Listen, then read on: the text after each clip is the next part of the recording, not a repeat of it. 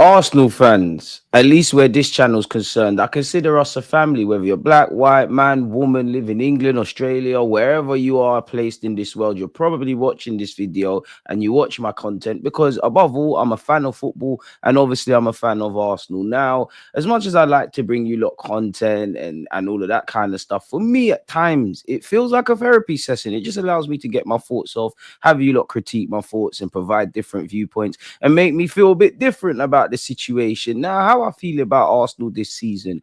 Obviously, the season's not done, and it would be a great fairy tale if we somehow turn this around and win some silverware. Whether that's the unlikely event of coming from behind in that League Cup, somehow a madness happening in the Premier League, and you actually look at it. We've got to go to Southampton. I think we go to Southampton. We welcome Newcastle to our place, and we got to go to Anfield. So it'd be romantic if somehow we close the deficit and win the title, right? The Champions League, the dream is free, the hustle is sold separately. For me, I want to Champions League. Arsenal ain't got that. I want us to get that. That's the one I want every season. Now, technically, we're in it, so we do have a chance. Me, I don't think we're winning the Champions League, but I'd like to be proven wrong. Now, for me, I do think this is a season of frustration. I think for many reasons, I feel like they say in football, the winners win and the losers explain. And I feel on one hand, typically there's a lot to like about what Mikel Arteta and what Arsenal are doing. The second place finishes. There's a foundation, but I feel like we always need added parts. Like we're always one tool away if we were tradesmen from doing our jobs. It's another season of what ifs, and you can't prevent everything, but I don't feel we've controlled all the controllables, and I don't think we've tried to prevent the preventables. And what I mean by that is we're struggling on the goal scoring front. Respectfully to those players, they need to do a lot better, but you could see, regardless of 90 odd goals and all of that, you need a striker, you need a winger, you need players with X factor and players that simply put make us better. You need to have answers in that midfield. And yeah, we could talk about Zubamendi, Rice in the 8, Moreno, this party, that. I don't think we have that. I feel the whole team, from the striker to the defense, regardless of what the statistics say, I feel we've dropped off a cliff defensively. And ultimately, football's decided in both ends. If you're not defending well enough as you should and managing games, and if you're not putting teams to bed when you have the opportunity, which I think is the running theme, you're in issues. And then when you add in, for me, the issues around midfield, it's a bit annoying. Like, I know football's a complicated game. Life is a contradiction, right? I know football's a simple game, but to a degree it is complicated. It feels like we've done all the complicated stuff and now the simple stuff, it's not being addressed, if I'm honest. And for me, it's like it is a season of what if. It's a season of what if we brought in a striker, what if we had efficient depth, what if we had suitable depth, what if we had players that were brought in the summer that was challenging that 11 and difference makers off the bench. What if we held on to certain leads? Of course, there's red cards, there's a lot of things that we've had to deal with, but isolated to the controllables, I feel there's been many a times we've shot ourselves in the foot. Whatever way we look at it, in May, narratives don't apply. Of course, there's sometimes Arsenal and many other teams have won games and they've been poor, lost when they've been great. You get where I'm going in it. But in May, it doesn't matter about the red cards and the points drop, this, that, and the third. All it matters is about how many games did you win, draw, loss, where are you in the table, really and truly. And that's what jars me. And whatever way you look at it, without context, because that's all context matters, but it doesn't, in the sense of we've dropped 12 points from winning positions. We're making an impossible task even more impossible. So like I said, for me, it feels like a season of what if on the trophy front, in terms of the recruitment, in terms of the squad depth. Of course, we've been dealt a harsh hand via injuries, but we've seen this before. We've seen it many a time, maybe not to this extent, to be missing players every week, but this happens to every team. We've seen this during the Emirates era, and the club, you lot have foresight, because as much as it's easy for me to sit here as an armchair expert and this, that, and the other, you lot are employed thousands of pounds, wealth of experience in the professional game to be able to predict these things. And whether you tried or not, it really isn't good enough. And even on the footballing front, I must admit, I'm jealous of Liverpool to a degree. They've got great starters, players coming off the bench, finding a way to get over the line. Even young Harvey Elliott, he's come off the bench and impacted. Seeing the way Fulham are playing, seeing the way the likes of Nottingham Forest are playing, really and truly. And they're all showing killers across 90 minutes, killers off the bench. And, you see these teams that I've mentioned and many others, they're galvanized, like they understand the task at hand. And it doesn't appear, just based on if the only way to talk was with your feet. That we do that. No, 9 times out of 10, we look unsure. We start games well. It seems like we plan whatever we're gonna do against an opponent. We plan it well. We start well. We have them suffocated in their own half. We don't kill games before it needs to get to that. Aston Villa, the best example, even at 2-1. Surely, and I know the players probably did, but surely everyone's got to sit there and go, you know what, boys, we conceded a cheap goal. We're drawing ourselves out. Let's fix up. And then obviously the second goal we've conceded, I'm not even into this individual stuff because it's become a running theme. If teams don't just get one chance and bag, we shoot ourselves in the foot and have those little moments. And this is the stuff that gets you over the line, in my opinion. Like, again, I feel our attacking play looks a bit too scripted. I feel players look a bit, pardon my language, but a bit weak mentally, man. Like, I'm seeing people moaning with refs a bit too much. And it's just, we're just not getting over the line. So like I said, it feels like a season of what ifs. Like, and even, like I said, there's a lot of positives. But for me, looking at the fact we got 90 odd goals, looking at who got the goals on the last season, on the face of it, there was positives. But when you broke it down and you want to be a team that wins titles, it wasn't sustainable. It was very naive. It was a lot of assuming certain good aspects were going to continue into this year, and we were going to again be good on the injury front. Whether it was Mikel Arteta, Edu, the Cronkies, whoever, like, there's no way you could have saw that season in August and had nothing but blind optimism that we're going to win a league title. In my humble opinion, we always live in hope. Hope is everything, but at the same time, you have to live in reality, man. And I'm not saying it's all doom and gloom, but you can't necessarily find positives. Like, it feels like there's always a lot of explaining as to why we haven't gone out and won trophies or signed this one and that guy. And for me, it does feel like, to a degree, Arsenal Football Club, we are trying to reinvent the real people, where winning a trophy is concerned. Like, we're always trying to do it in this unnecessarily unique way, and then we're surprised these things didn't happen. Like I said, we've dropped 12 points from winning positions this season. That's the most in 5 years. Now, you are 6 points off Liverpool, etc., etc., but based on what I see with my eyes, it's a mixed bag. The only players that are giving me some level of consistency is William Saliba, who's injured, Gabriel, to a degree Thomas Partey, but you saw the shit show of him at right back.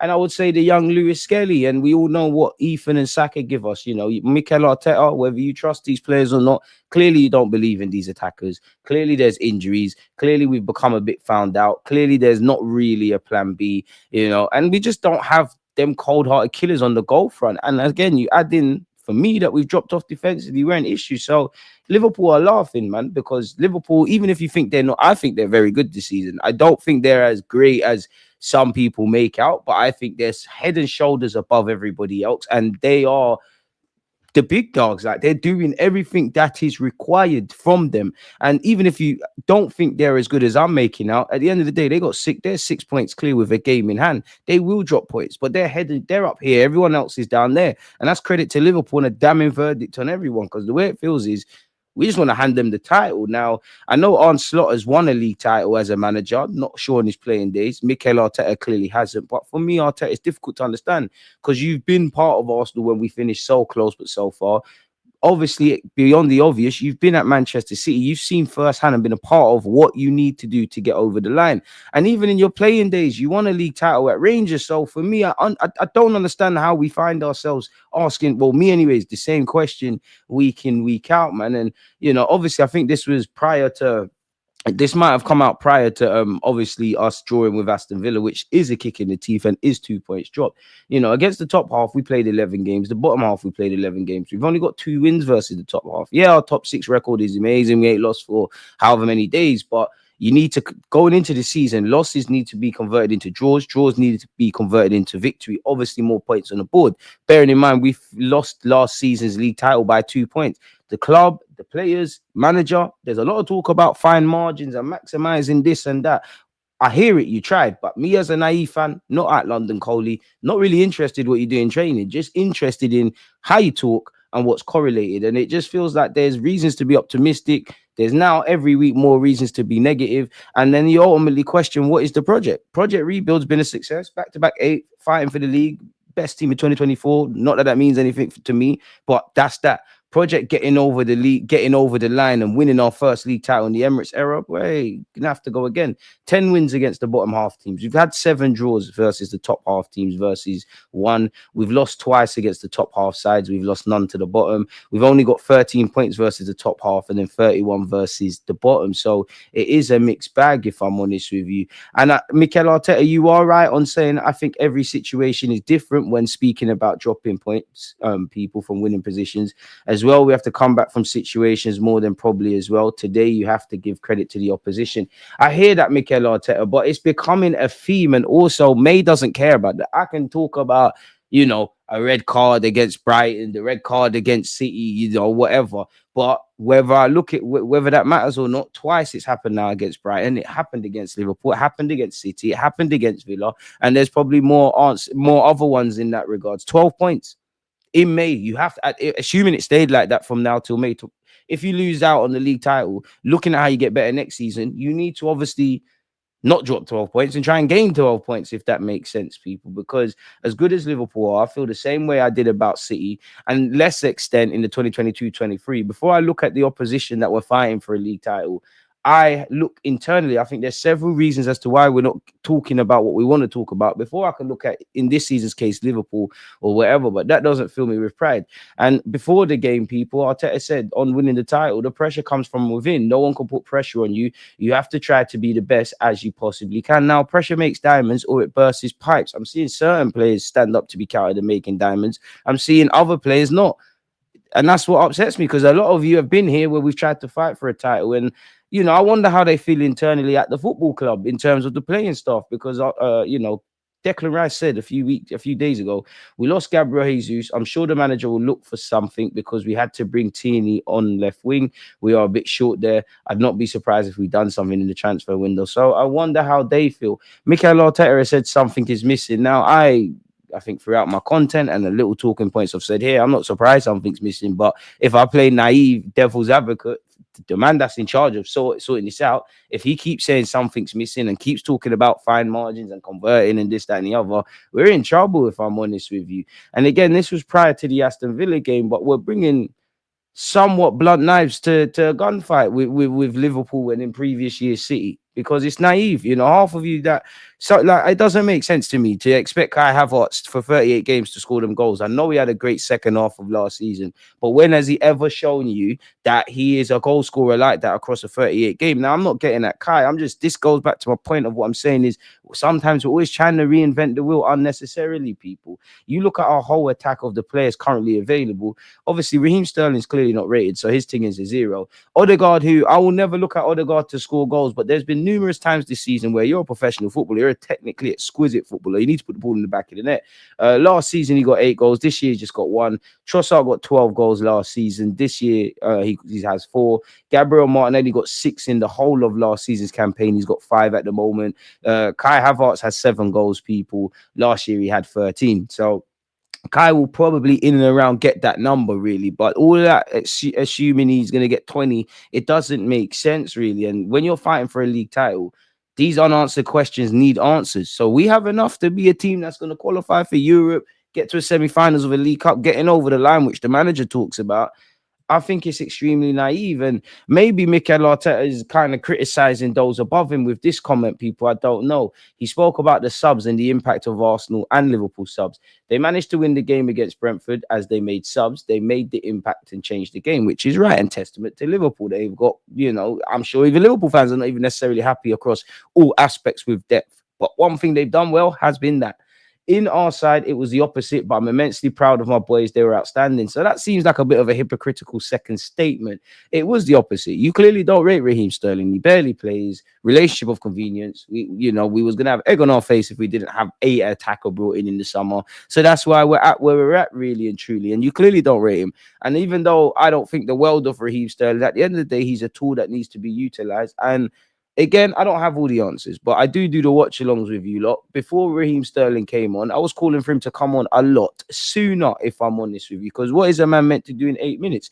Even in the Aston Villa game, Luca Dean, Leon Bailey, there's not so much John Duran, but their subs made an impact, and you could say the same for several teams, excluding us. So Why are we trying to always reinvent the wheel, people? The man has said something is missing. In attack, in defending, the level we are playing is so high, but there's something missing, and that line is so thin, and we have to find it. I mean, I guess you could say we're playing high, but again, you need to go higher if you want to be the best in the land across 38 games.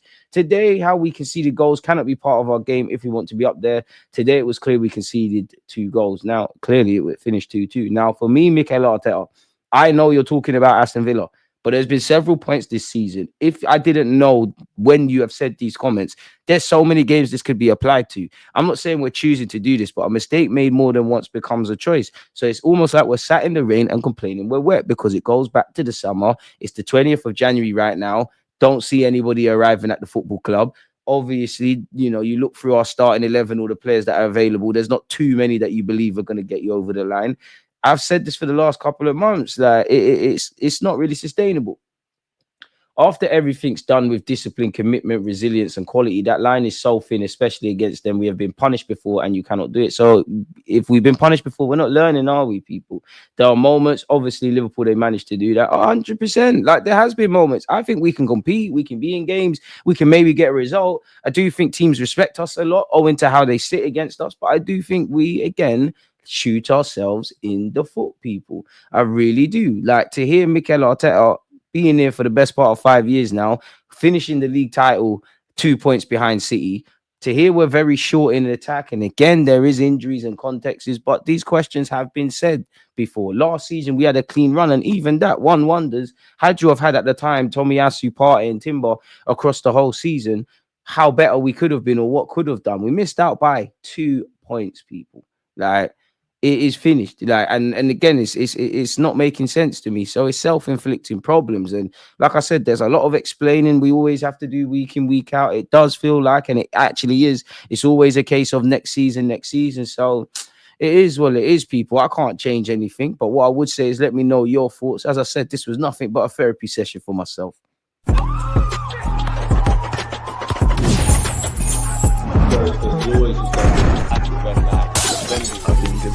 Like